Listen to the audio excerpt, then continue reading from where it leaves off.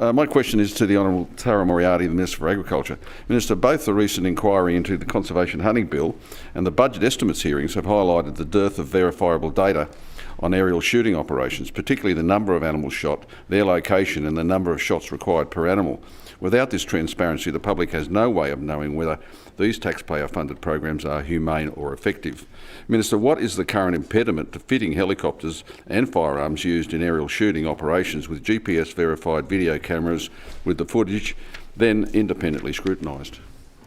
Honourable Tara Moriarty. Thank you, Mr President, and I thank the member for this question. I know he's got a lot of interest in aerial culling operations that are conducted by local land services. In relation to consideration for whether cameras can be or have been put onto helicopters, that is not something that is currently in place. As I understand it, what happens is that there are 3 people on board who all verify the results of what happens in these operations, and they are also there is a navigator on these flights that also records the information and the data into a system.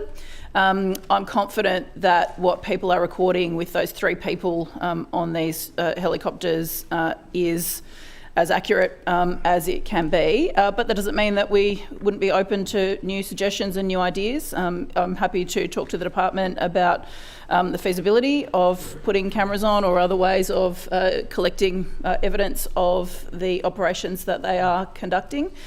So I will talk to local land services and I'll get advice from them and from the department in relation to any kind of suggestion or feasibility for that kind of technology. Thank you. A supplementary question, the Honourable Robert Borsak. Thank you. Thanks, Minister. Thank you, Mr President. Has local land services costed the installation and operation of such systems, and if so, what percentage of the total cost of aerial shooting operations in 2024-25 would this have represented? The Honourable Tara Moriarty.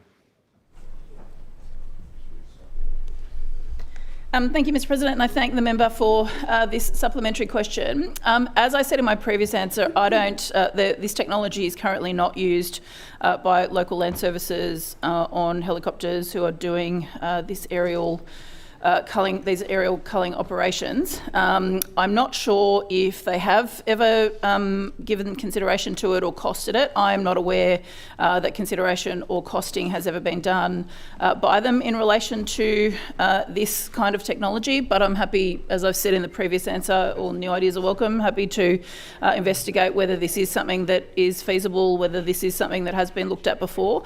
So specifically in relation to this question, I couldn't give an answer on any costings, but happy to take advice on future use. The answers given to my colleague regarding cameras on choppers. I don't think the Minister should be so confident in terms of the accuracy and the honesty.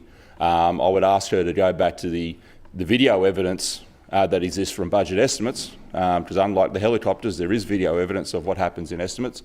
And she would see that there are serious concerns around the honesty and accuracy of some of these operations. I raised a couple of examples where the same numbers were being apparently shot across 2 separate days. Now, it's highly unlikely. I also gave the example of a property that I was on a couple of days after